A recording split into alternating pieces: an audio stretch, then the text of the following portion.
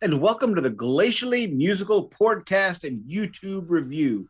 As always, I am Nick Cameron of the semi-functioning, coming to America, Prince Semi, whatever, musical blog, Glacially Musical. I am joined by the man who always swims backwards, Keefy Crawdad. How we doing today, buddy? I am getting harangued by you for wearing a shirt I already wore. like, yes, I washed and re-wore this shirt today. Sorry. That's fine. If anybody is watching, they will see my amazing Princess Mononoke t-shirt, which is one of the rare times I'm wearing a white t-shirt. I think I own... Openly try never to wear a white t-shirt. Same. I think I own like two. Kid and I actually had a conversation about, because I can't match clothing. That's like my thing. I can't match colors. So I always wear black or gray. They're functional. What I do. They're perfectly And if fine. you look at my shoes, when I wear Chucks, typically my Chucks will be one of the colors of my t-shirt. So when I wear my black and blue St. Louis Blues hat, I wear my black and blue Chucks. Because I can't match colors. I just can't do it. I'm not colorblind. I just don't know what's matching and what's not matching. I don't get it. So she asked me, would you be interested, if you could, would you want to be able to match colors? I'm like, no, I like black. It's fine. But so this shirt actually was going to be in another podcast. This is not the first instance that I was going to wear this shirt, which is an amazing shirt. Hopefully you're watching on YouTube. Princess Mononoke, one of the greatest anime films of all time. Maybe. However, the first time I was going to wear it, I did spill my dinner on it. And it's white! I have a very, very light heather gray. Do you know that the shade of heather gray? It's not dark gray. It's light gray. Wow, we are getting really fucking fancy. Pantone color. Did we say beer, metal, and swearing? I don't think I said you just did. Okay. And colors and men's clothing haberdashery advice. Haberdashery is it's the best dashery. Yeah, it is indeed. I have a very light heather gray shirt, my Lemmy shirt with him giving the finger, and I got food on it. I took it out to wear it this week, and I was like, there's like a fucking stain, and I was like, oh, fucking the fatness is killing me, not just from fatness, but other things. All right, fatness Everdeen. Wait a minute. Nice. I'm sorry, fatness fatness Paula Dean. Oh, there we go. Anyway, I'm not even remotely as racist. I'm not nearly as racist. I'm just trying to go with. I'm not racist at all, but I'm just trying to go with the rhyme and the food connection. How before you do your beer check, how are our levels? I feel very loud today. No, you're perfect. I'm really probably yelling because I'm excited. Are you? Sorry, but. For everyone who is tuning in for the first time, this is the Glacially Musical Pouredcast. We take, from time to time, we will slice out a decade and take a band from said decade and just go through everything. So here's how we do it. It's beer, metal, swearing, beer check, vinyl check, news of the day, meat of the episode. So if you don't want to hear jibber jabber, chitter chatter, skip ahead about 20 to 30 minutes where you're going to get into Fireball Ministry Part 2. But being as it is beer, metal, and swearing, if you're on the YouTubes, Keefy pointed out last week that Stone is best known for the Arrogant Bastard IPA. So, because I'm that guy, my beer check this week is, in fact, the Arrogant Bastard IPA. Go ahead. Go pop? Pretty good. I was gonna do the Will Ferrell as the devil, the fiendish masterpiece from the bowels of hell. If we had like cool, sophisticated technology to punch in sound effects and terrible things, we would dad joke that shit into oblivion. Drinking this out of my newest pint glass, the Four Hands Brewing pint glass, which is one of the many craft breweries here in St. Louis, Missouri, which we are distantly related to as family. So distant they wouldn't know me if I said my name. No shit. It's fine. What you got for me, buddy? I have a brand new beer I have never had before, picked up at the Rainbow Grocery down the block from my house. This is the Solar Sailor Interstellar IPA. You know that we love Solar IPAs. Sailor. I like those words together. Alliteration is my shit. Crux Fermentation Project. I don't know what. I guess that's the brand. An India Pale Ale, my favorite, by Crux Fermentation Project in Bend, Oregon. We drink a lot of IPAs on this show. We really do. We are IPA favorable.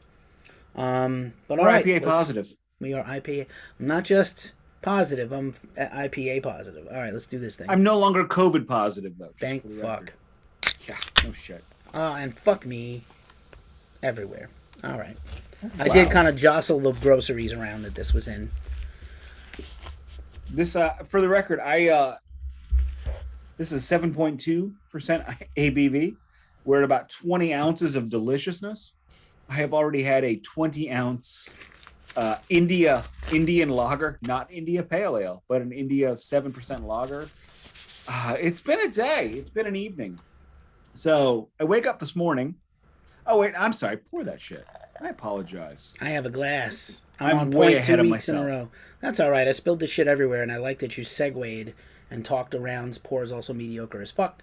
While I tried to avoid getting beer on my bedroom rug where my HQ is here. I'm only in this apartment a few more weeks, so let's try not to fuck it up. If you're checking out the YouTube review, you can see my delicious. That is a good pour on my side. Yeah, not on mine. I will say that I like this color, so this is exciting me. Actually, I think it's a little lighter. I'm gonna do some fun chicanery here.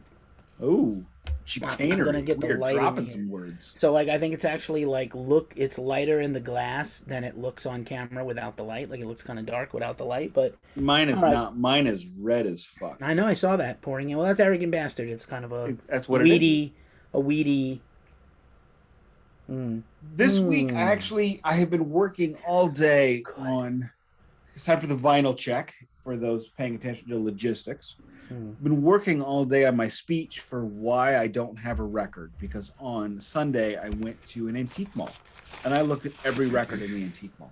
Holy shit. Sunday afternoon I went to Circa Now Records on South Grand Avenue near my old house. I went through every record there. I didn't buy one.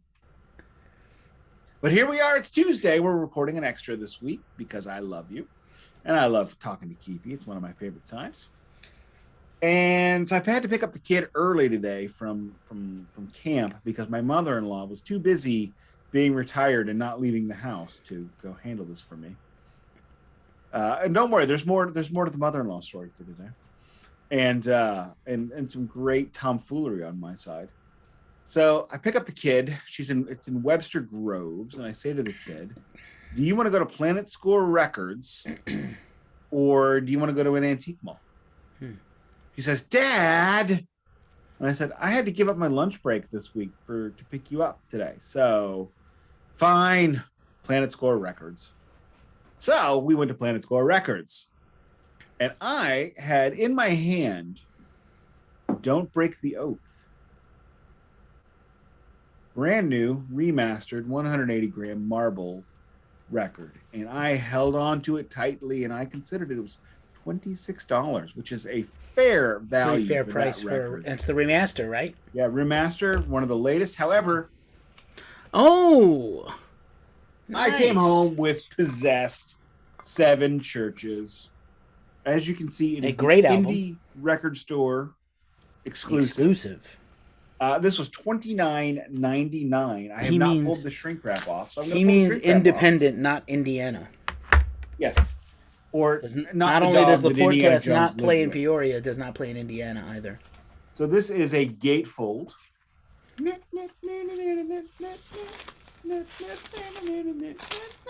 at all that business.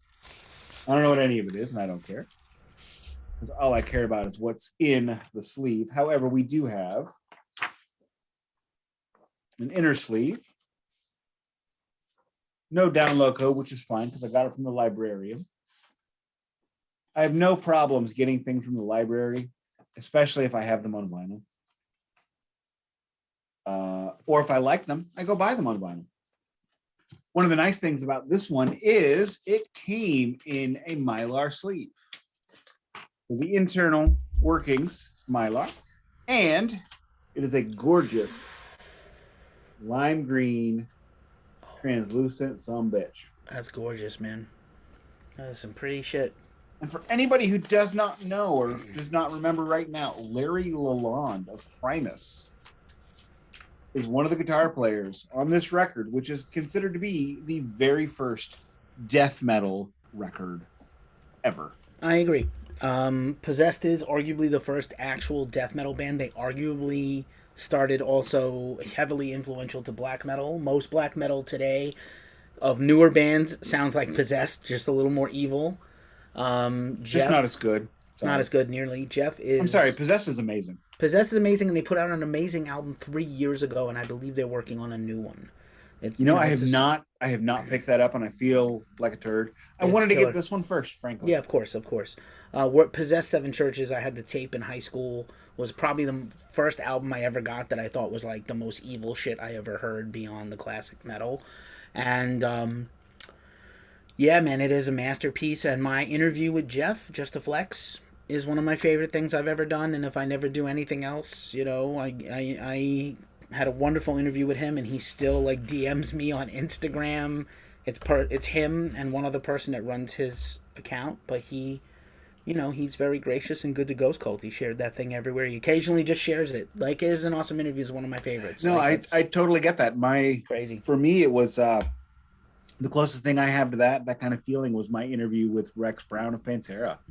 And Rex Brown of Pantera on Pantera.com, they shared not just like a Facebook post or a tweet, but they actually shared my link on their official website. That helped put you on the map. And, I'll tell you, Rex is like a 50-50. Sometimes you get him in a mood, and he's not a good interview. Sometimes, it was like you said in recently, what you learned from, we lost Nick a little bit. Sorry, Fancy new webcam, Nick. Sorry. Goose. Maybe it was the cat. I'll hold my thought. Should I continue talking while you straighten it out? Yeah, keep talk. Okay.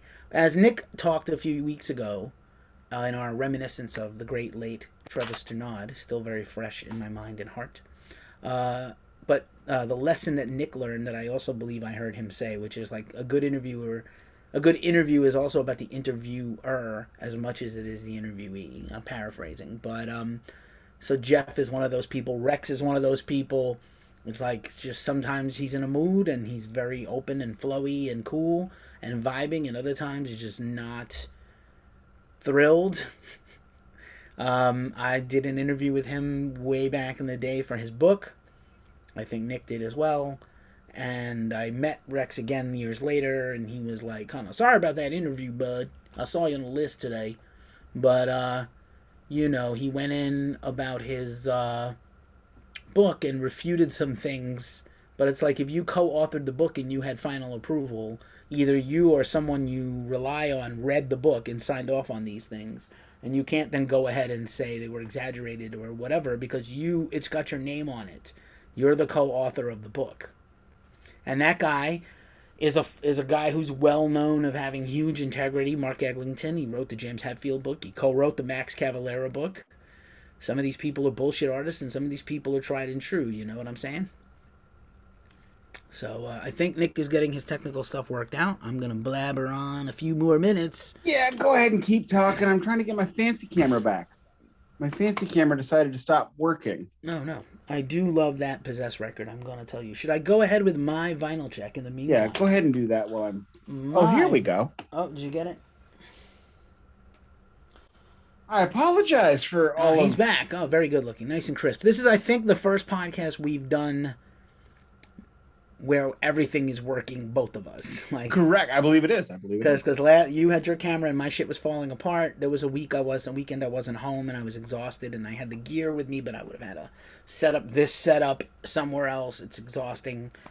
Or I was exhausted from the festival and I was like, I cannot imagine setting up the camera right now and trying. I apologize. One of the cats is my computer only has one USB port, and I am running an external hard drive, a HD camera, a microphone, and a wireless mouse. Okay. Do you have like an extender thing? Yeah, I got a splitter. Do you need another one? I have one I can send to you. No, I don't need one, but the cat just grabbed it. So here's a cool thing. I can't show it to you, but this is a cool trick that I learned from my BFF and one of my hetero life mates, Omar Cordy, my number two here at Ghost Cult, who does all my production for my videos, and what he did, he was very smart. 3M will sell you these Velcro strips with backing tape. So one side under the multiple USB splitter, and one side to the back of your laptop closed, or wherever, as long as you're not blocking a vent for air. No, that totally makes sense. But And the cat would have still yanked it. If I had done that, the cat would have yanked down the entire computer. Is the cat like wires? Is that what is one of those things? Yes. The cat. I'm gonna pull this a little bit closer. Let's get the sexy full body Nick picture. Drop that vinyl. Drop it. Yeah, man. Drop it like it's hot. This is very cool. Again, I am moving house soon, and funds are kind of short, so I don't have a lot of stuff to buy. I did make a purchase that we'll discuss in the next podcast for the next vinyl check. But for this vinyl check, because I like to do them sequentially in the order I get them. That's how I do it. I don't know if you do it that way. Same. I got this beauty on the last record store day. I treated myself. I probably shouldn't have, but I did. This is Cloud Rat's remix record, Please Do Not Let Me Off the Cliff. This is a bunch I love Cloud Rat. Oh, so good. And so this is their really, really leaning a shoulder into that sort of synthwave, ambient, less harsh, less metal stuff that they do. Interesting. They've been preparing this release for quite a while. This came on a gorgeous pink vinyl, not quite as translucent as your green, but a really lovely shade of coral. It also comes with it came in a paper sleeve. I would have liked the Mylar, but it also came with this really cool, I did get a download code, it's here somewhere. And then it also came with this art print, suitable for framing or your wall.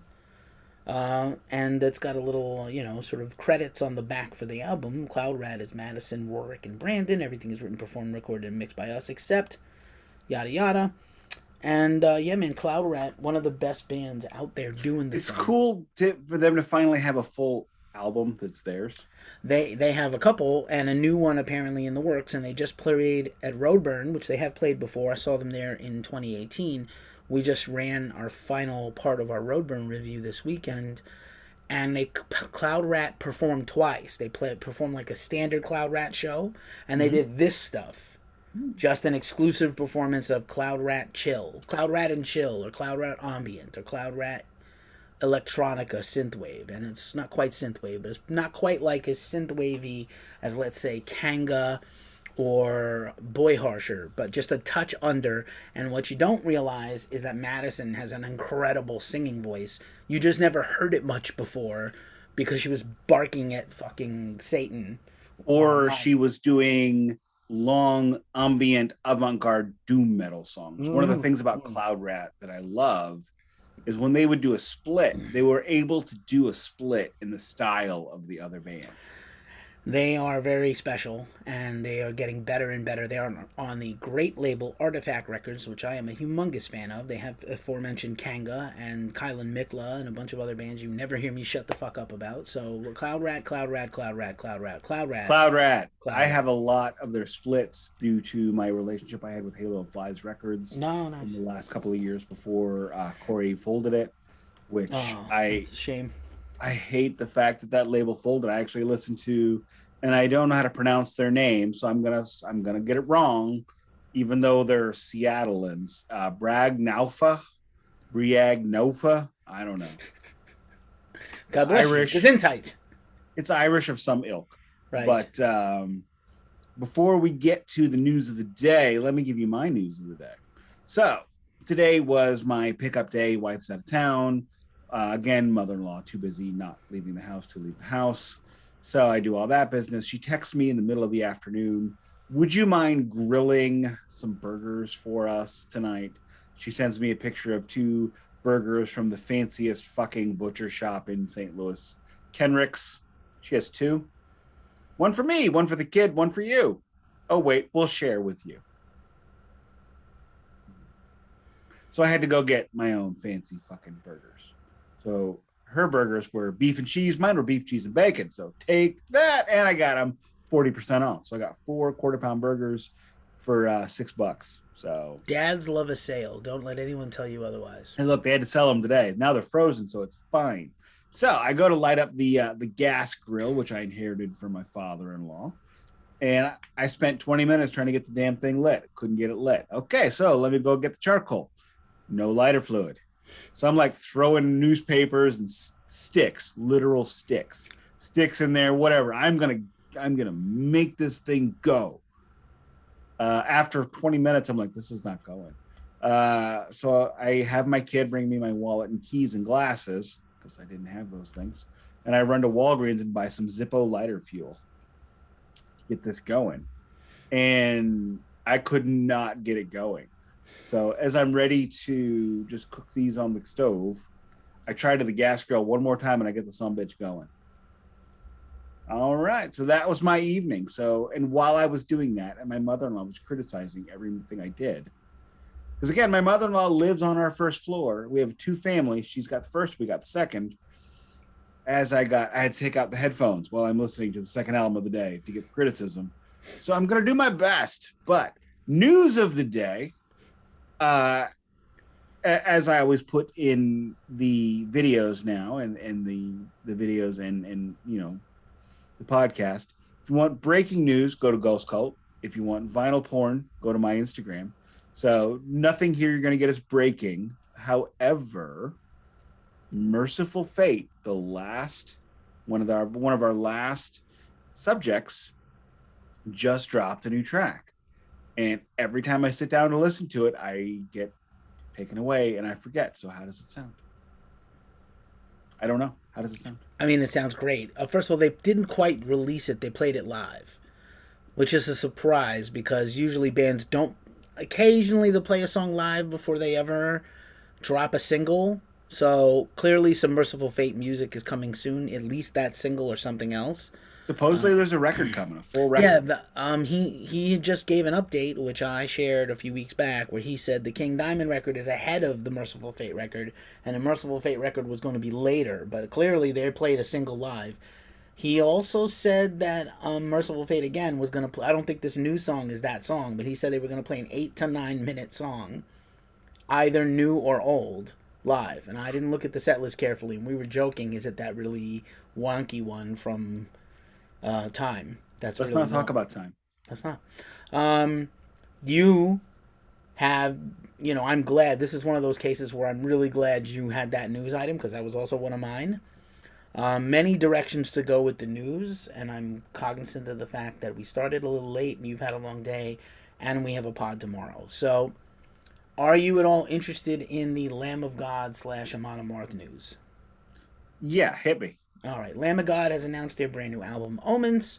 By the time this podcast airs and this video runs, you will get to have heard the brand new single and video, Nevermore. I have started to do reaction videos. I'm going to do a reaction video for Nevermore.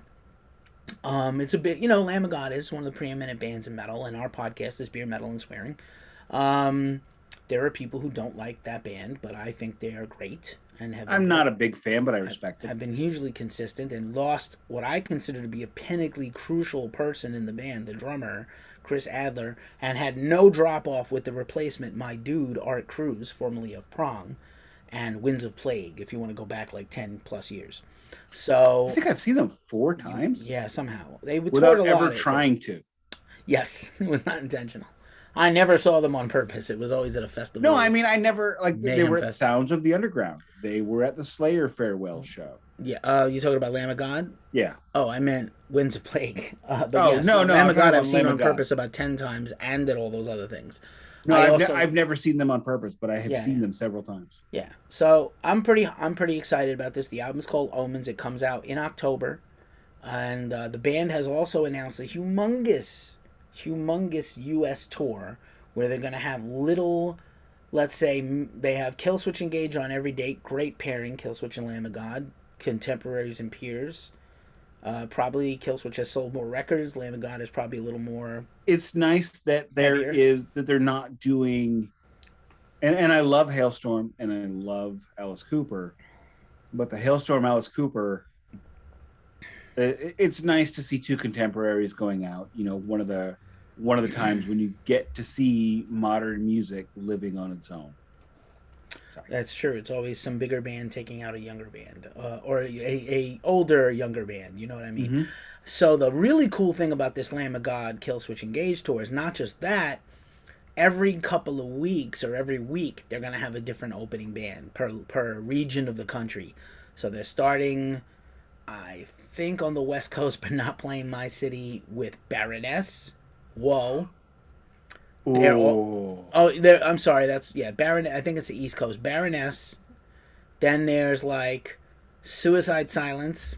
Oh, I would like to see them, even though I love same Eddie, guy. and I'd say like that's a fun band live. I don't sit around listening to their records. Rest in peace, I need to Mitch get the Lucker. first couple. Mitch Lucker, rest in peace. I interviewed him Mm. and met him a few times. He was a really sweet guy. Eddie is an excellent vocalist. I miss All Shall Perish. That's the only loss with that.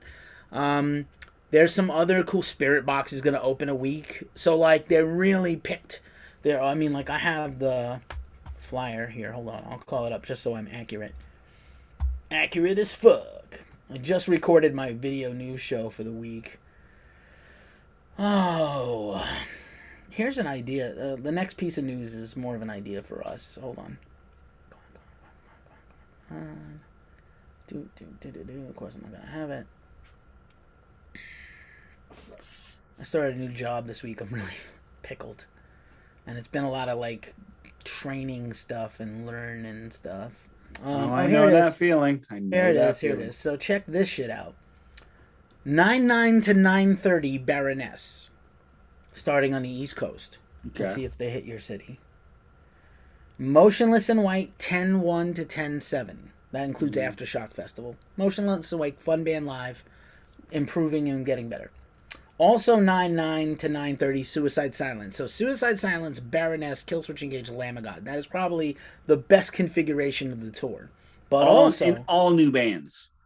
right. Newer, anyway. But also 10/1 to 10/7 Motionless in White, but also 10/1 to 10/20 Fit for an Autopsy. Spirit Box is going to play 10/9 and 10/11, so that's probably the West Coast, I'm guessing. Yeah, it looks like Portland and Vancouver, their hometown, Seattle and Portland. Animals as Leaders 10/13 to 10/20. So this is packed. These are the best, literally 1, 2, 3, 4, 5, 6 of the best bands right now playing live, doing things. And not just the best, but the biggest. Best, literally, like all these bands headline by themselves. Spirit Box is on the cusp of becoming a headline band any second now, one album into their career. So like, and Fit for an Autopsy, humongous last 2 records are both killer. Animals Leaders need no introduction. Suicide Silence shouldn't need an introduction. Motionless in White probably not needing an introduction except to our audience. And then again, Baroness, to me, to see Suicide Silence, Baroness, and Killswitch with Lamb of God, I might have to go to the East Coast to see this tour. I can see that. And if there is no more news, I'm going to drop in the hockey. Please, let's do drop in the hockey because it's a must. As explained before, the Blues, my team, are out of the playoffs. Nazem Kadri, the amazing cheap shot artist, cheap shotted our goalie. Last year, he cheap shotted our number 1 defenseman. He got cheap shotted. He got cheap shotted by another cheap shot artist, Evander Kane, and he's out for the rest of the season. Rest of the playoff season, had thumb surgery. So, yes, I will say all of the racist bullshit that went his way from St. Louis. Fuck that noise. Yeah, horrible. However, I'm not going to complain about a cheap shot artist getting cheap shotted. Hockey's violent.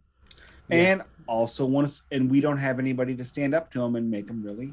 Not a team of goons. Correct. And speaking of having someone stand up. What? Speaking of goons, I thought you were going to talk about my team.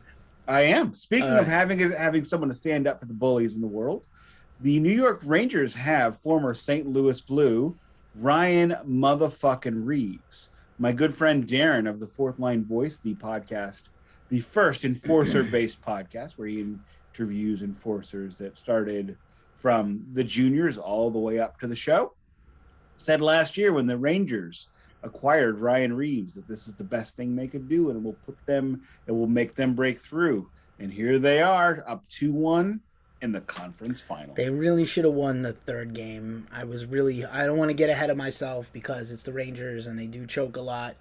They did win one. They tend to choke when they get to this level of the playoffs, Hey, they're up by a game. and they play the next one at home.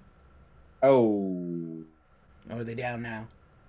Losing let's tonight. not let's not talk about that score. No, how bad is it? Come on. It's 2-0. All right then, that's not terrible. But That's not St. insurmountable. Louis 7-0 is like insurmountable. yeah, but it's 5 minutes left in the second, so Hmm. probably bad. You gotta. I'm thrilled they got this far. They've been so crap for so long. Hey, I'm pulling for them. I want to see them. I want to see Ryan Reeves get a ring. I love Only you and his mom. Like, his dad was a Winnipeg Blue Bomber. Come on, show Okay. some respect. All right, if then. you even know who that is. I don't know who his dad is, but I know who the Winnipeg Blue Bombers are. He played for the Blue Bombers. He was a Canadian football player. Oh, But if it's either for me, I want the winner of the Rangers and Lightning to win. because Avalanche. Well, because if the Rangers win, I'm happy for you, and it's not the same team winning again. Hmm. If the Lightning wins, hometown hero Pat Maroon, whom I watched play in juniors at age 18, wins his 4th cup. If the Rangers win the Stanley Cup, I will finally forgive Dan Kreider for going to Boston College instead of my alma mater, BU. We still won the Frozen Four against him that year I graduated, but it's been hard for me, even though he's All right. wonderful. And on that note, On that note, let's get to the meat of the sandwich. let's talk about the meat of the sandwich. Episode 2 of Fireball Ministry. Let's just quickly recap Fireball Ministry 1. How did you like Fireball Ministry 1? We did not quite come up with a tier list for the first album and the EP, which was longer than the album. I liked the EP better than the album, We both did. which I think and it's not an unfair thing, I think, to say that the vast, vast, vast majority of bands do not record their first album appropriately. It's Metallica sounded very different on their first album. Slayer sounded very different. Sepultura sounded very different for their first album. By the time this comes out, we will have done a very early Sepultura record on the Department of Metal Antiquities, actually. Which one? And it's just not. Is it a surprise? No, I mean, I could say it. It's schizophrenia because this will run way after that does. I mean, it's fine. And that I was supposed to have run yesterday, but supposed to have hit today, but things happened. And so their first album, they didn't know how to get it done in the studio. They didn't have everything ready to roll. And that's a tale as old as time. Then those first 3 tracks on the EP, the pre-cover stuff, holy crap. You want to talk about a band that found that thing they were missing. There you go.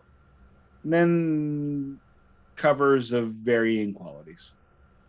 But I liked the way they did that because most of the covers were put out on, compilation records and tribute albums, which the 90s was the decade of the compilation record. And I don't think anyone under the age of 40 can really understand just how many there were. So the idea of them collecting them all and putting them out on one disc, awesome. True that. I think, it's my opinion doesn't matter in this case, but I do love that record.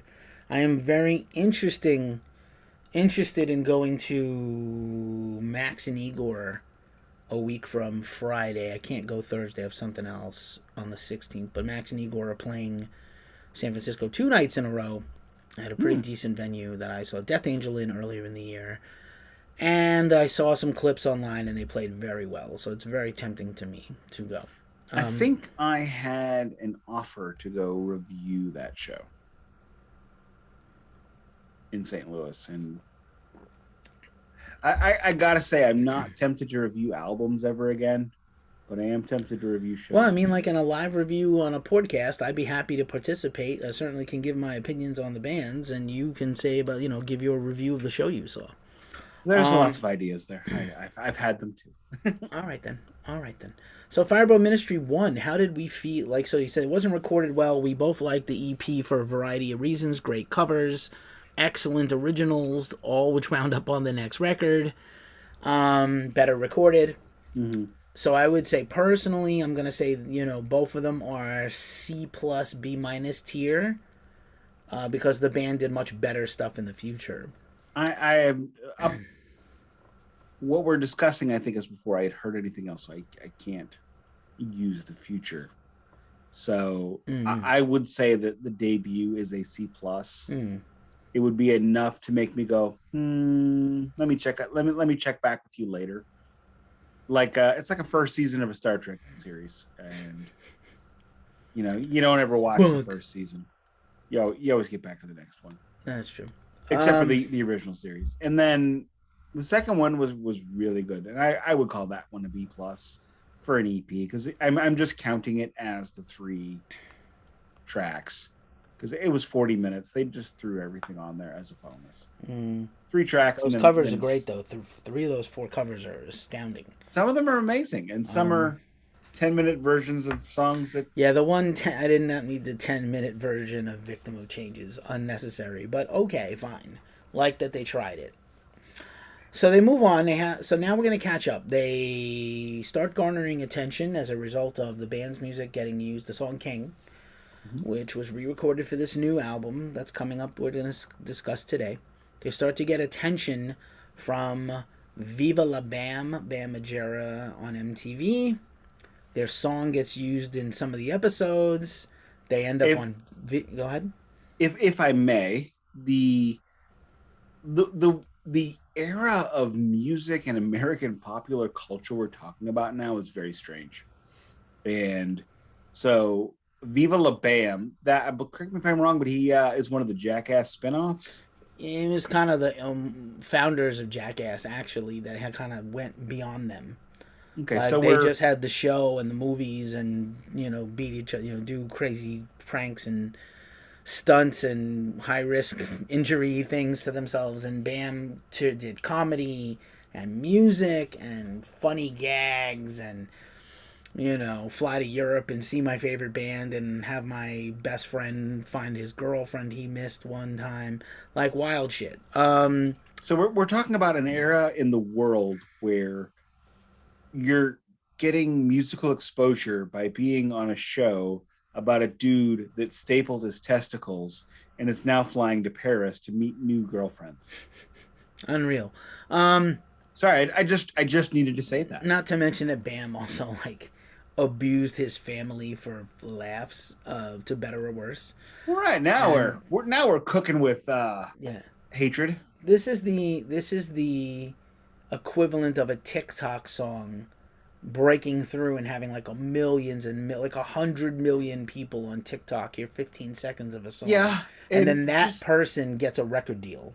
Yeah, and just a few years before this, having your video played on MTV at 2:30 in the afternoon would garner you 250,000 copies sold, which is says a lot about the era.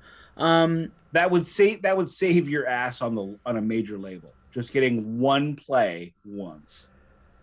True. So they get that. They also end up on the Viva La Band compilation, which I think included him and Can't Kill Yourself, which was the spin-off band of Bam's brother, and a bunch of other things. They ended up touring with Can't Kill Yourself, Fireball Ministry. Not that great a match, the two bands, but interesting nonetheless. WWE SmackDown versus Raw video game for PlayStation 2 would come later. And that's another thing in this time is getting on the soundtrack of a PlayStation video game. And I know that video games are now so ubiquitous, but there was a time, like when I played video games for the first 20 years of my life, where you'd get beat up for it. And now all of a sudden, getting onto a Tony Hawk video game, getting onto anything gets you another couple 100,000 records sold. So many bands sold records because of Tony Hawk Pro Skater 1, 2, 3, 4, whatever. And we're not even talking about Guitar Hero. Right. This is before Guitar Hero and band, whatever, Rock Band.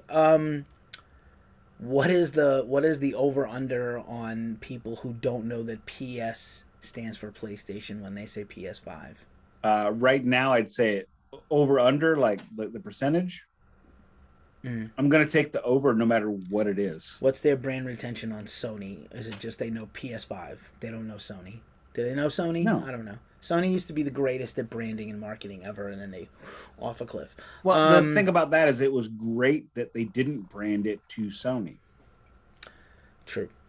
So the band loses their original bassist Helen Storer, and then they had bassist Brad Davis, who's been in a bunch of different bands on the EP, who was then replaced by Janice Tanaka, formerly of L7, who was friends with the band. I just saw her. She's now playing with Pink in her band.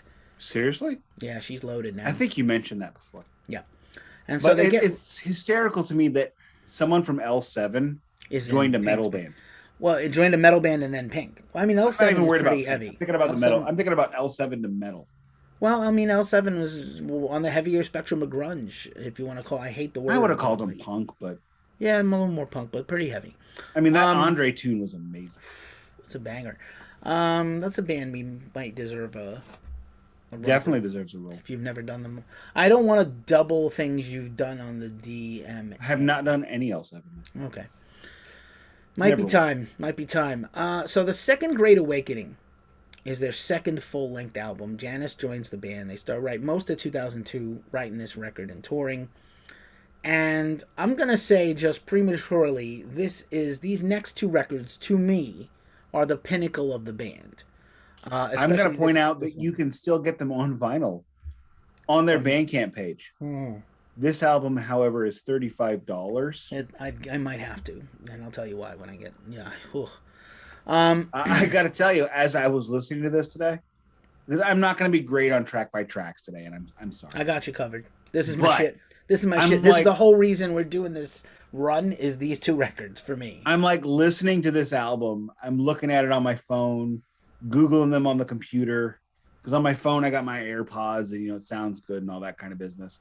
And I'm like, oh shit, I can get this on vinyl still? Motherfucker, it's $35 plus shipping. It's a bit much, but it might. This first one is almost worth it. I'll tell you why. But you can get every one of their records at their Bandcamp still. Yeah, that's great. Ranging from $35 to $15. They only had a record a few years ago. They're not doing much right now, and I'll tell you why. But they opened for Danzig, Anthrax, Motorhead, and Slayer all in a row.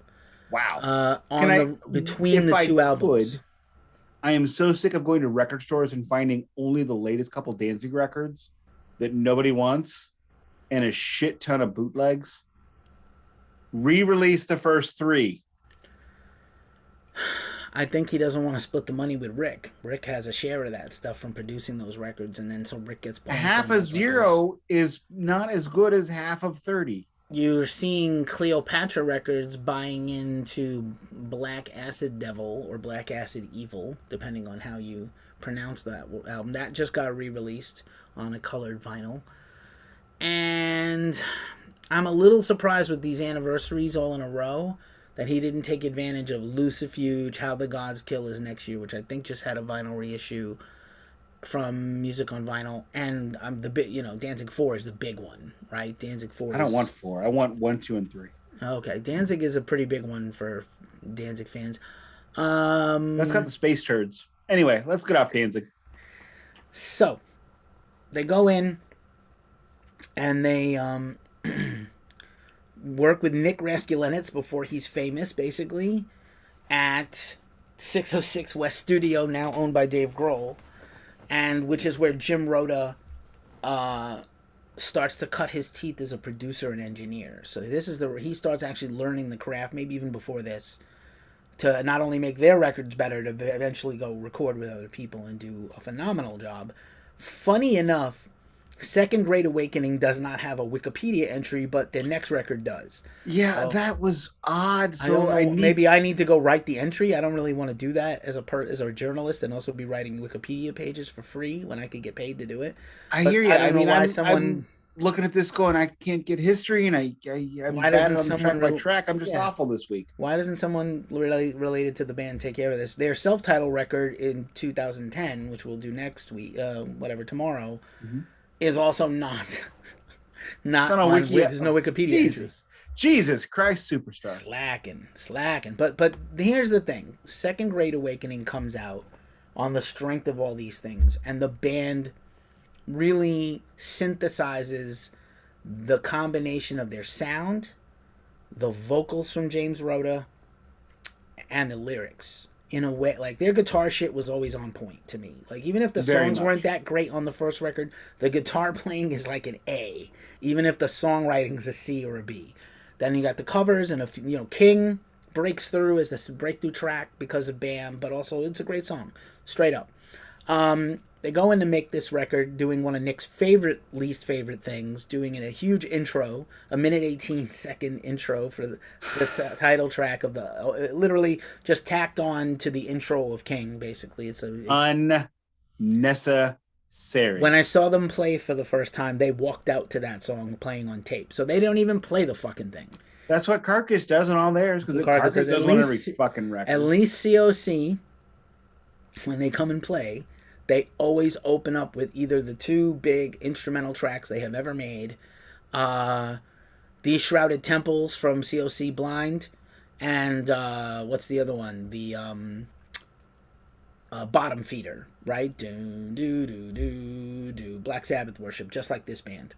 If anyone cares, all 4 of the cats are in this room. Okay, then you're fucked. Watch your fucking fancy camera. No, they're tired now. It's late. So Second Great Awakening, man. 12 tracks, 11 tracks with a bonus track are just balls out, Sabbath worshipping, Satan hailing, Christian-y lyricking, twin guitar soloing, gritty vocal greatness. Okay? I practiced that line. I would agree with that 100%. They even got a good representation, a good knockoff, a Wish.com version of the Tony Iommi guitar tone, which that's as close as you're ever going to get to the Tony sound, unless you have the amp and the guitar that he played through. And which, what most people don't know, is the monkey guitar, the classic Black Sabbath guitar, didn't have humbuckers. It was a single coil SG, which no metaler uses single coils because it doesn't work. Except when Tony does it, because somehow losing 8.5 fingers gets it done. I think he has a gain pedal magic going on. He has a very special gain pedal. And also, I think a lot of Tony is just Tony. I think that's the thing that everybody is trying to replicate the guy. And he really can't. It's a lot of it is him personally. He's got a very weird feel because of his lack of fingers. He doesn't use a distortion pedal. He uses a treble booster. He doesn't use humbuckers. He uses P90s. He doesn't use orange. He uses Laney. So it's which are hard to get in America apparently, unless you ship them over. Ace Frehley was a big proponent of Laney. He was a big Laney guy for a while. So was Eddie at one point. He copied the Laneys because he loves Iommi. He copied the Laney. For the Wolfgang, the WVH amp is basically a knockoff of a Lady. The 5150? Yeah, one of those. Not the PVs. No, yeah, maybe they're the PVs. Anyway, Guitar Nerds, help us out in the comments. Please leave comments, good or bad or indifferent. We love them. And if you're in this far, thank you so much. One of the things we should mention at the beginning, like every other YouTuber in the fucking world, like and subscribe, or at least thumbs up and comment. Or even thumbs down and comment. Just do something. Interact with this goddamn thing. Fun fact, like 80 to 90% of your viewers on these videos are brand new people who are not familiar with us. So that's just a general rule from my expertise as a social marketing guy. And so if you're brand new here, welcome. And show us some love or hatred. We'd take either. I look at the analytics every week, and the analytics are always, we have more unique viewers than we have subscribers. So, that is every YouTuber. I know. Subs is a hard thing. I'm really hoping we're going to get a slow climb up. So the album opens beside the intro that Nick does not like. It is a good intro, but it's like unnecessary. All intros unnecessary. Yeah. And it opens with the re-recorded version of King from the EP, which granted at this point is now a hit single for this level of band. Not a hit, but it's a hit for them. They have to play it at every show. It's their most popular or second most popular song, and it's even better here than it was on the EP when it was recorded so-so. This is much better. The tone and the production choices and the engineering choices on this record are so much better. But the fact that the previous record has 10 songs, and 3 of them were recorded together and the other 7 were recorded apart, makes it uneven in terms of sound. It's like listening to Metallica Garage Days revisited. That's the first Metallica mention today, the longest we've gone. So resisted all temptation. I didn't have anything to say. Fair enough. Yes, we covered that in the Garage Inc. episode, by the way. We did do one. Yeah. So here's a fun thing on that, like piggybacking off that idea. So if you throw out the intro, that's not necessary, and you don't count the bonus track, which I don't know if you listened to or not. You didn't. So that's 9 tracks. Nope. It's 10 instead of 12. 10 instead of 12, and 3 were on the EP. These are all better here. So. Hey, pretty good, man. Like, so now you got so that's 3 less than 10, so 7 brand new, completely new. If you were already a fan and you knew King and you didn't know anything else from this band, which often happens when a band has a breakthrough, you learned a lot about this band on this record, and this is the best sounding thing you could have got from them. It's probably their best, their best sounding record overall. As I mentioned earlier, it's on Bandcamp on vinyl. And I'm looking at it going, $35, man. I get paid on Friday. I may have to. Yeah, I might have to. Not soon. I got to move first. But so King tears the mother off this thing. Intro notwithstanding. 432 of badassery. Great song. Next up is the first new song we did not hear yet. The Sinner. 3 minutes and 27 seconds. Pretty solid, fast, kind of boogie is what this band does. They put the head down. They do the 4/4 beat. And they pedal that riff, boy. And praise the riff. Everything on this band is the riff. The rhythm section is the house, and the lead section is the boogie, and that boogie is the riff. And their tone, their phrasing, and their precision. This is doom metal. This is stoner metal. It shouldn't be precise. They have found the perfect medium between the precise and imprecise. And they could have done all of these songs 2 to 3 times as long as they did, but they keep them. The fact that they can keep their songs concise, precise, and full of slice. I didn't have a third one that rhymed to that. Nicely done. You also notice that Janice's bass on here is awesome and much fuller and a weightier tone, even with a little distortion, Lemmy style in the bass sometimes, whether either put in through the DI box or with a pedal, I'm not sure. The Sinner is also one of the first, King also, but this is where, again, this band battles back and forth. Your Fireball Ministry is from an evangelical show in Cincinnati where the band is from. Jim becomes ordained at this point as a minister, and the lyrics go back and forth between like straight up questioning religiosity and throwing a finger in the face and hailing Satan sometimes. I'm just going to say this. They leave it. Can we request all bands going forward, unless you are a gospel of some sort band, let's drop Reverend, let's drop Ministry, let's drop it all, because it's been done.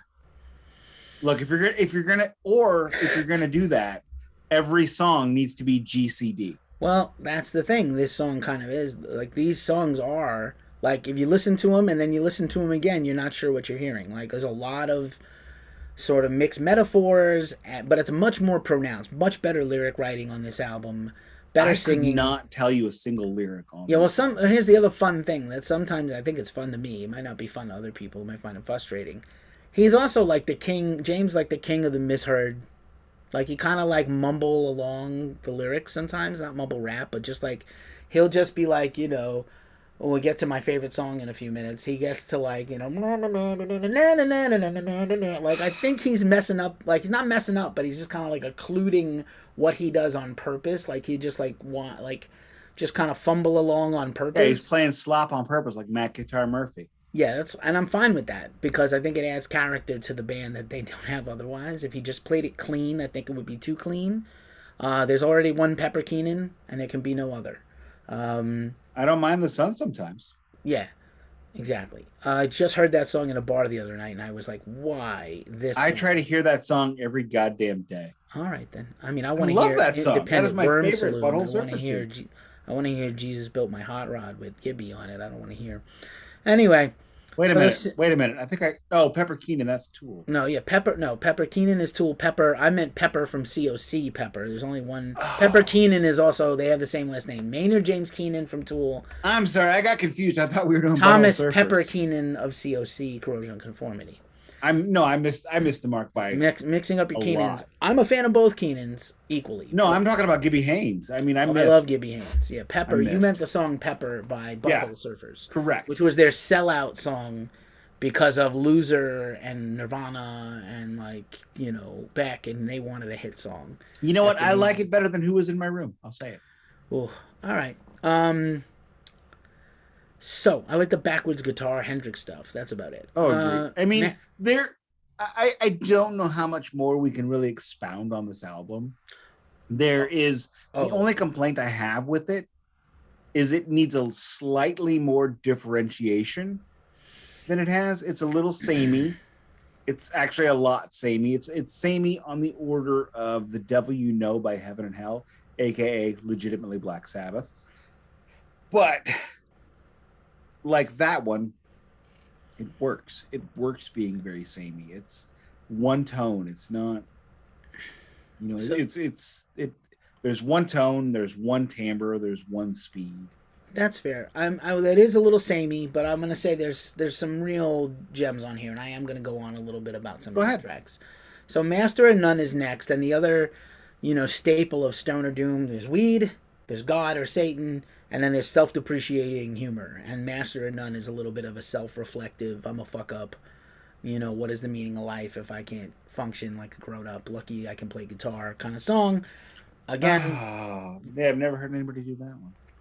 Still, though, you gotta dial that instinct back because a lot of people sing about these topics. I mean, and in fairness, it's all of my instincts need to be dialed back on this because we're talking about the vanguard of a revolution that ended 10 years ago.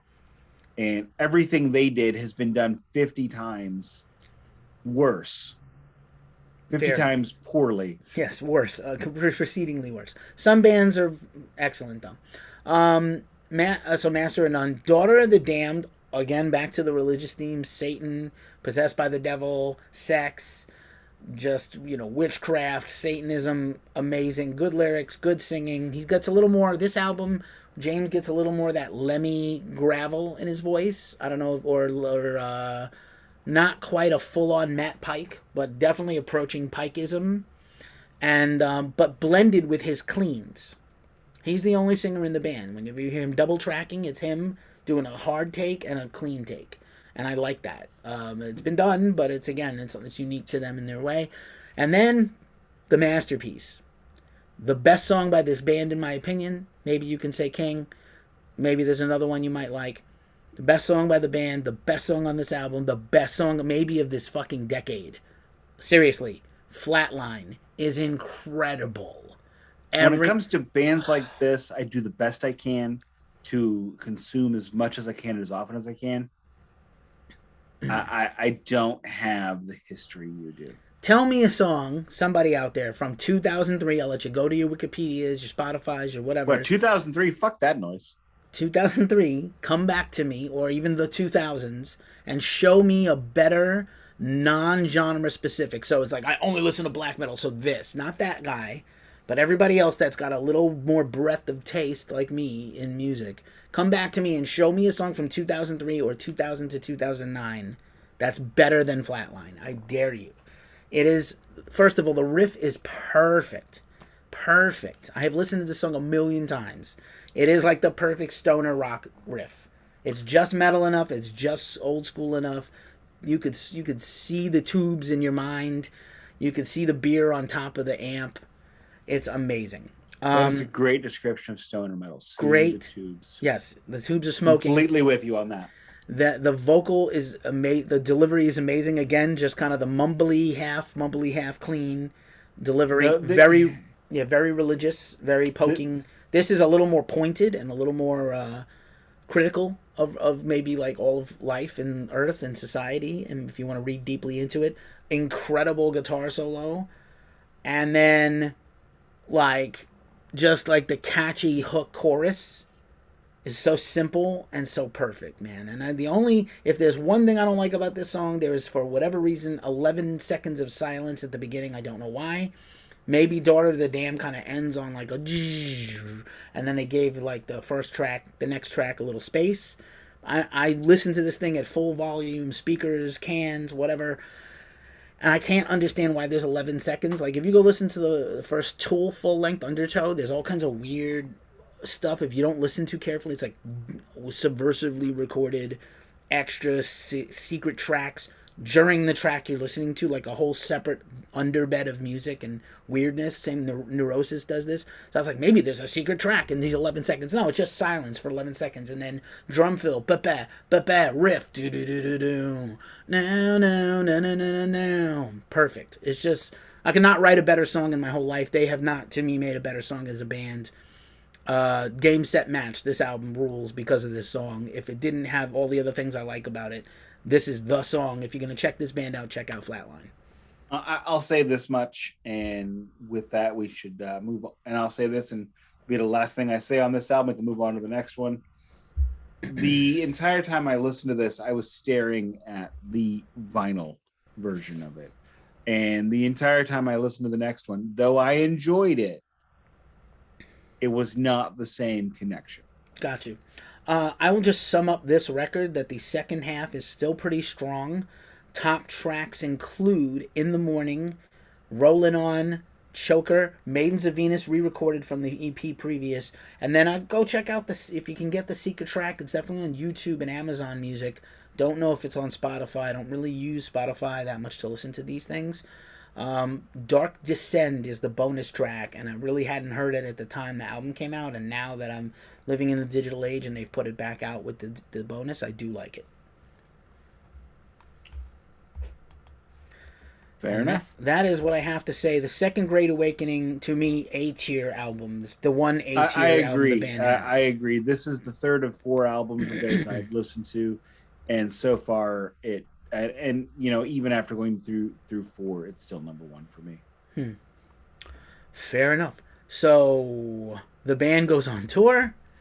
They go to play festivals, and then at one point they lose their original drummer and bass player at the same time. They lose Janice, they lose the drummer, and they incorporate the original rhythm section of My Ruin, who is a band I also love and we should consider doing a run on.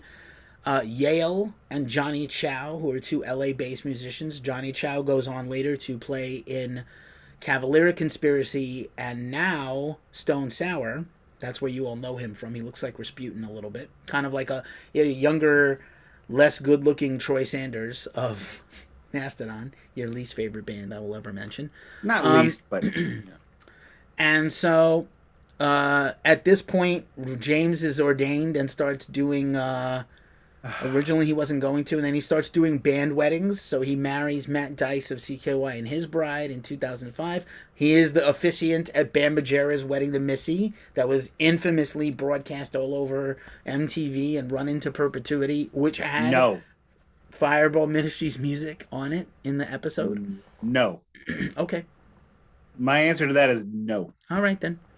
Have you ever been to a wedding where the officiant wasn't a proper officiant? A couple times. Is it good or is it awful? Depends. I went to one and it was awkward and we're all going... How about this? I've been to funerals where the pastor or the religious person is horrible. Yeah, twice. Well, where they're thing like is inappropriately bad at funerals. Like that's your like your number 2 job.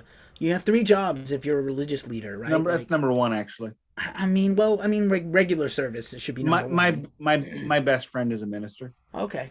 So whenever I need a man of the cloth, I call Chris. Hmm. And whenever he needs anybody to play music, he calls Nick. Fair enough. Works out. I just think like you shouldn't be bad at one of those things, and I've seen some people be bad at them. So like a fun off-kilter officiant for a wedding might make it a little zany anyway. My friend I was the best man at a wedding where the pastor was pretty much probably naked under the gown, because it was hot as balls. Anyway, so they move on, they tour, they're getting a lot of hype. Their band kind of changes members, and they go on to record. They get Yale and Johnny, and they do Their Rock Is Not Our Rock. Now they're a known band because of Flatline and King being big, let's say, underground metal radio singles, tour the world, open for bigger bands, festivals, BAM, video games. Now there's like, oh, this is a band people know about now. We gotta like, what's up with them? And they're not on like whatever that early record was. They're still on kind of like genre specific record labels, and they're on Liquor and Poker Records for this record that comes out right before Halloween. Liquor and Poker. Yeah, they've had, here are the bands that have been. Wow. This is a good test. Who's been on this label? They are from Hawthorne, California. Should tell you most of what you need to know. Punk, stoner rock, and heavy metal genres. American Heartbreak, Never Heard of You. Backyard Babies. Black Halos. The Bones. Crash Kelly. Crucified Barbara. There's a band. Dirty Americans. Fireball Ministry. Fu Manchu. Hanoi Rocks. The Illuminati. Helicopters. Hanoi Rocks. Like real Hanoi Rocks? Real Hanoi Rocks. Or like later Hanoi Rocks. I mean, probably later Hanoi Rocks put a record out on this label. Helicopters, middle era. Nebula, Scott Reeder, who also ends up in Fireball Ministry now, and The Thieves. So, not a disreputable label, but just still an underground thing. Well, and I mean, with all the wit and charm of a 15-year-old. Right. The front cover. Oh, I was going to say, like, I didn't mention that the Second Great Awakening has, Ken Kelly just passed away. We didn't talk about that, but rest in peace, Ken Kelly. And Agreed. The last record, The Second Great Awakening, is an homage to, like, Love Gun and Man of War, and it's like a cartoon version of Fireball Ministry, like, Ready to Raise Hell, which is great. Fits the album perfectly. It's exactly what they were going for. It's perfect. I wish Motorhead had lived long enough, Lemmy had lived long enough to do like an animated drawn album cover. They never had one. So they go to make Their Rock Is Not Their Rock. I think it's produced by Jim, not Nick Raskulinecz, who is now doing stuff for Foo Fighters and Stone Temple Pilots and Red Hot Chili Peppers and everybody else. And it's their official third record. And the song The Broken was used in WWE SmackDown vs. Raw 2006. They were already in a previous version of the game with King and a few other games. And another single they had that actually was a track a lot of people seem to know is Spill the Demons, which is later in the album. But so this is, I'm going to say, a little shorter. It's only 10 songs. I'm not saying they had less ideas or they were high, but it's, 10 songs. And you can tell they're high on most of these songs. Well, that's fine. I mean, when I say most of these songs, I mean all of them. All the time. But that's fine. That's who they are. It's part of their identity. That is not a complaint. That is just an observation. So we're going to breeze through this a little bit because you already said you hadn't really had enough time to study. But I'm going to just talk about the highlights. It opens up with It Flies Again, which is the, one of the longer tracks on the album. It's 5 minutes tight, 5:02. And It Flies Again's a good opener.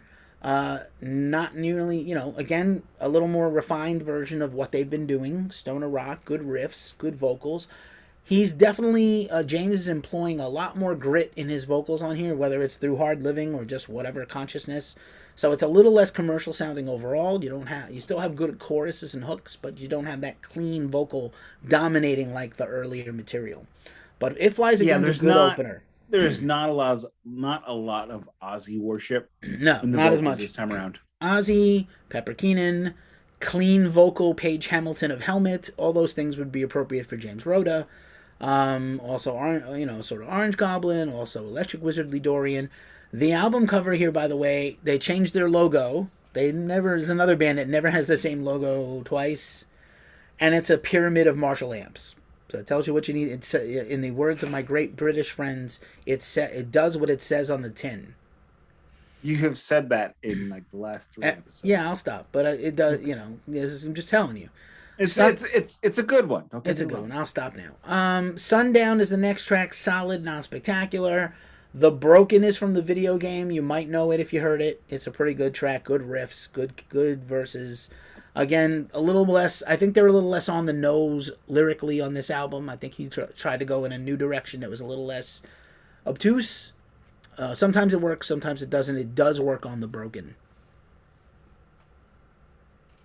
And this album is a lot of this album is and this just speaks to the complaint I have with this band, and I don't even know if it is a complaint, but for every album they've done thus far, because we're on this is album 4 that we have done of 5, and it feels like every record has no real down spots and no real up spots for me.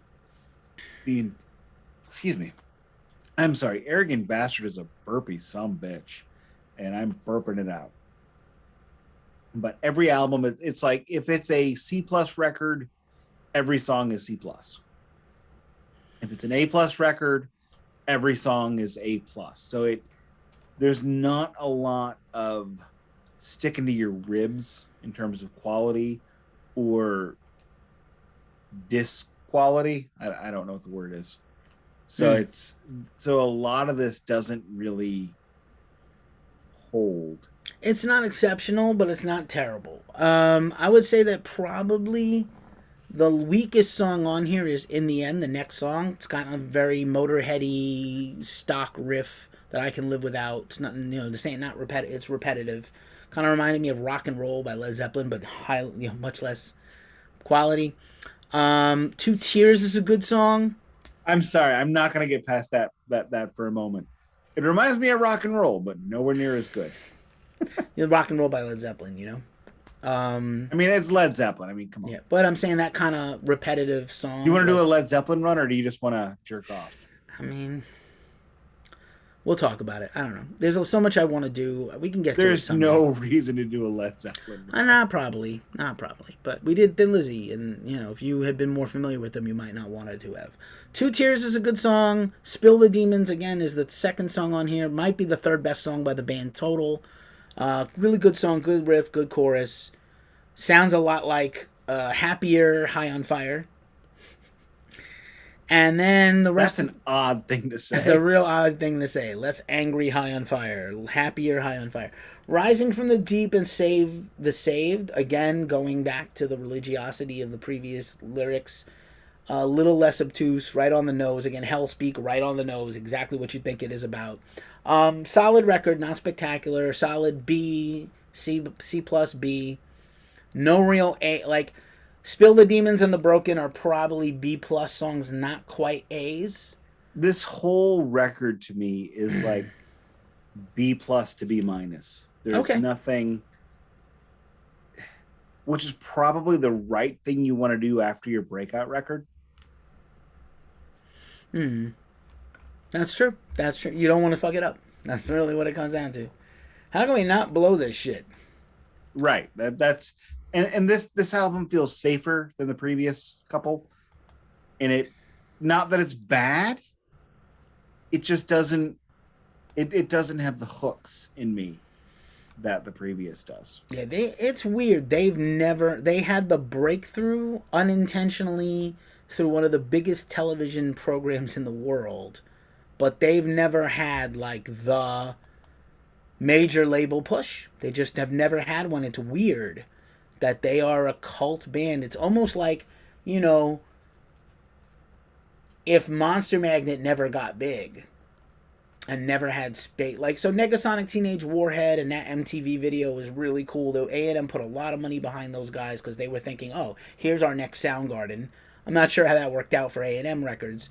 I love Monster Magnet, by the way, but hey, Mitch Hedberg, man, They've never had. I've done the Mitch Hedberg joke. Fireball right? Ministry has never had the A&M records. They've never had Universal. They've never had a Spine Farm. They've never had Space Lord. They could have. Flatline could be their Space Lord, but it just didn't. It got big, but all right. Sorry, Space Bar. Let's hear some Fireball Ministry. Actually, that was Mastodon. Anyway, my bad. It's like MC Lars said many times. Because normally I'm not on the streaming app to do these. I'm on Wikipedia to do the tracks. Thanks. It's not about your label. It's not about this. It's not about that. The quality of the song will rise to the top. That's fair. And that's what happened with this band. Yeah. I'm trying to figure out if I have the data on this. I'll have to go look it up. So anyway, great record, good record. That's the summation of these two of this today's episode. And I want to buy the $20 or $15 Fireball Ministry record, but that $35 one is the one that makes me, the one that looks at me and goes, "Come on." Probably I'll buy it on Friday. Now I have to kind of satisfy my curiosity. Hold on. And Wiki is not going to help me. Hold on one second.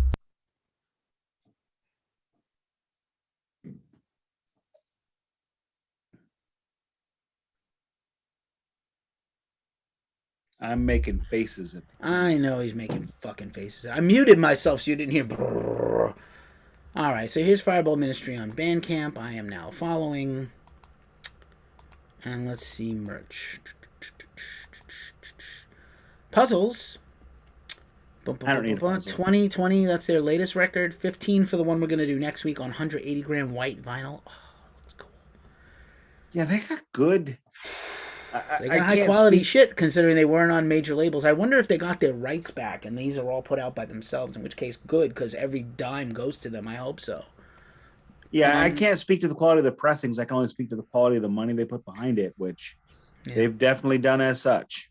And they really have. I might have eventually, when things get better, I may end up buying all these. I don't know. I am probably gonna get yelled at on Friday.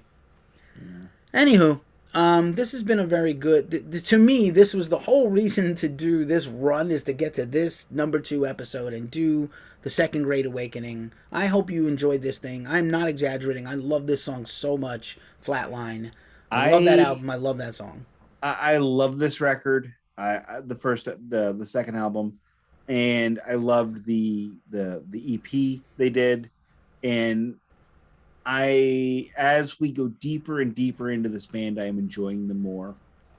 You know, last week I listened to it and went, "Oh, this is pretty good," and I looked at their website or I looked at their Facebook. Today I dug deeper and I went to their Bandcamp after listening to their second full-length album.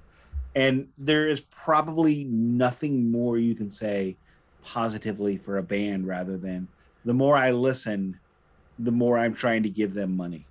Here's an interesting thing. If you go into your community tab on Bandcamp, all their vinyl came out in 2020 during the pandemic. Yeah, they dropped it all very recently. Basically right between the beginning and the middle of May and the end of May.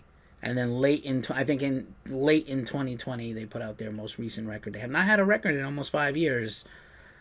I don't know. Again, we've discussed why, but pretty cool. They still have let's see if the website still works. I am hoping, I got my fingers crossed, that Keefy is going to get a part 4 with Fireball Ministry. Yeah, I'll reach out. I'm going to see if where they come on the video with us.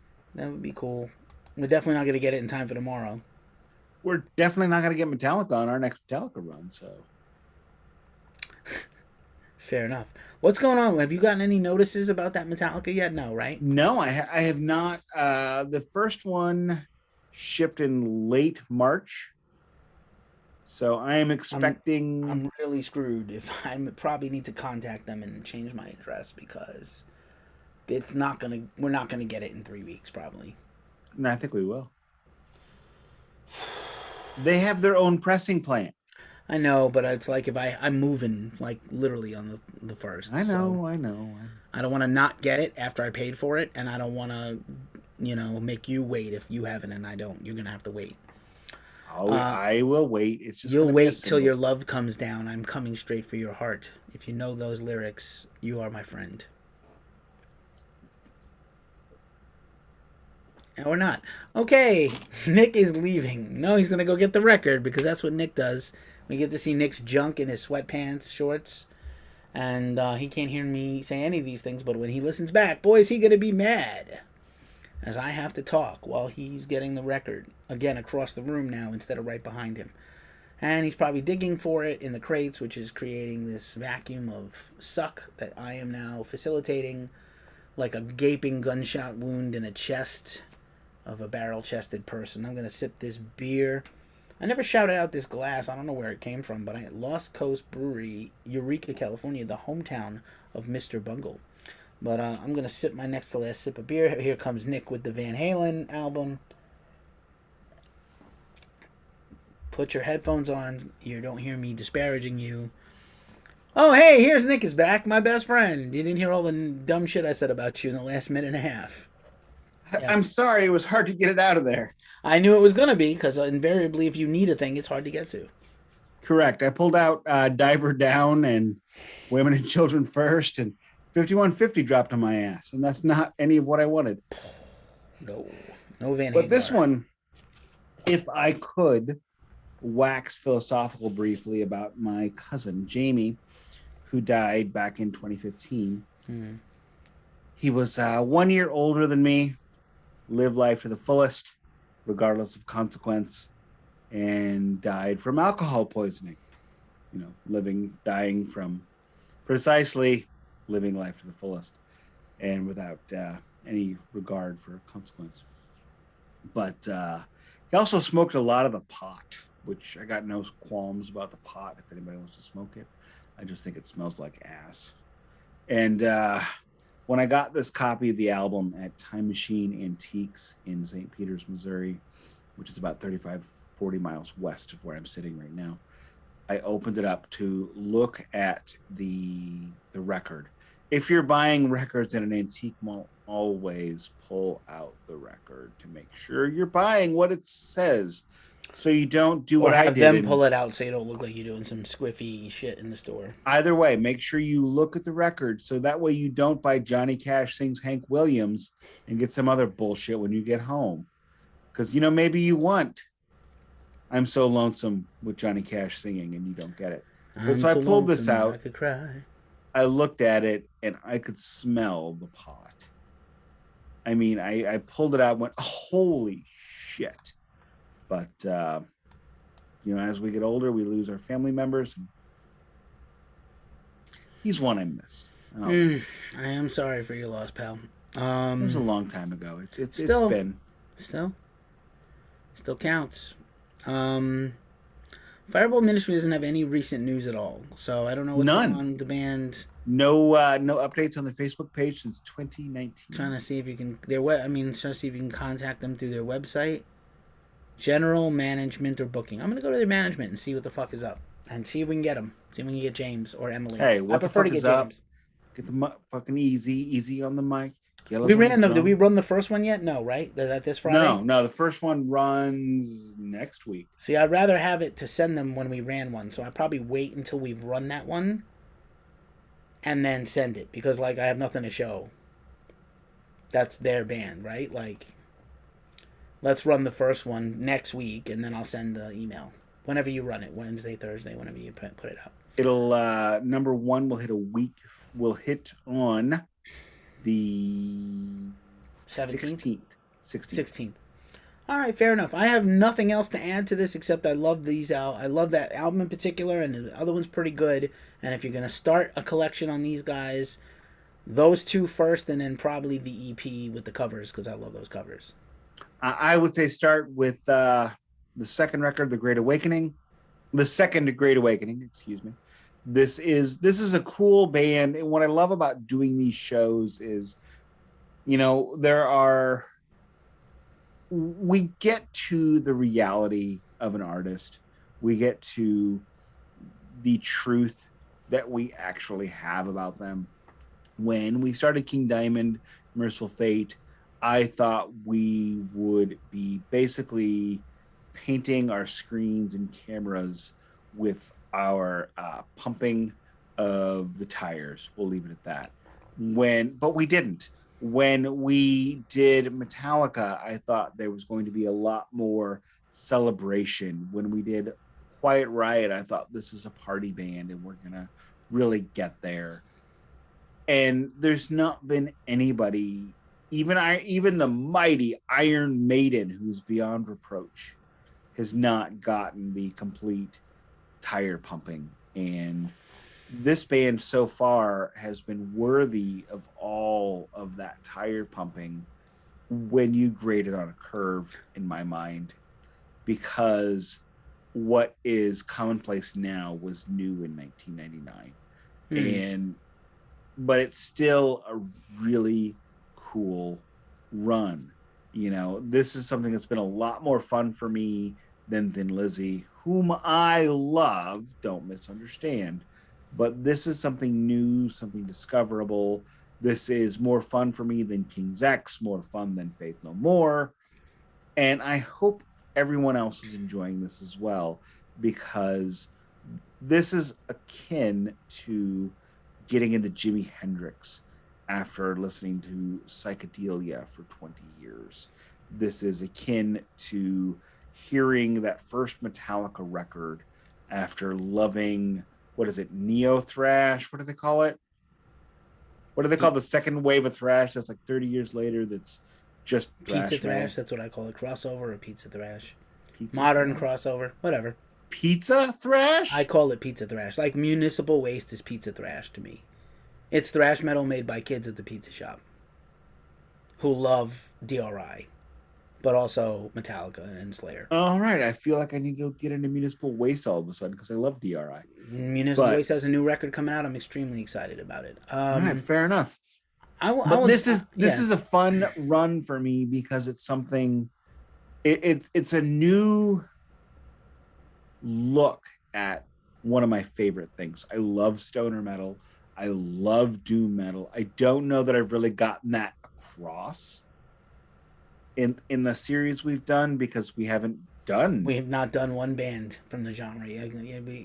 Sabbath is Sabbath, but we haven't done none of the disciples of the genre yet. Right, and this is the first time we have done a band that is worshiping another band. I will say this is probably the first, let's say this, if you were a music and a rock and metal fan in 95, in 2005, and you heard this Fireball Ministry record from 2003, or you saw BAM and were like, man, I like those riffs, that reminds me of Clutch or COC, this would be a really good third band to get into. I say it takes two bands to make a genre, a subgenre. This would be your third good band. There are a lot of other bands that are better, but yes, there are a lot of other bands that are better, but or slightly different, or more just expansive, trying different things. Agreed, but it's hard to understand a genre if you this is the rock and metal kind of philosophy. Is you can't be a fan unless you're a historian. And I think so. That's how I'm looking at this. This is like the beginning of stoner metal. This is the beginning of doom metal as a genre, rather than, just what those dudes in Black Sabbath did a while back. And that's what makes it cool. And I am rambling. I am going to stop, and I am going to let Keefy call it a day. All right, then. Thank you so much for listening to the Glacially Musical Pouredcast. He's Nik, I'm Keefy. You can find us both on the social medias. And, again, it's our great pleasure and honor to bring these conversations to you. We enjoy them immensely. I hope you also do. Let us know with a like or a subscribe, especially on your Spotify. Follow us on Spotify. Save us to your Apple Podcasts or wherever you listen to podcasts. Watch us on YouTube. Drop us a comment. Even if you didn't like us, if you immediately hated us, let us know. It does inform what we do. And with that, I will say this has been the Glacially Musical Pouredcast. It does not play in Peoria, the hometown of Mudvayne. Can you see my gray hair? Well, yeah, now I do. Because you pointed it out. I don't understand. Anyway, peace.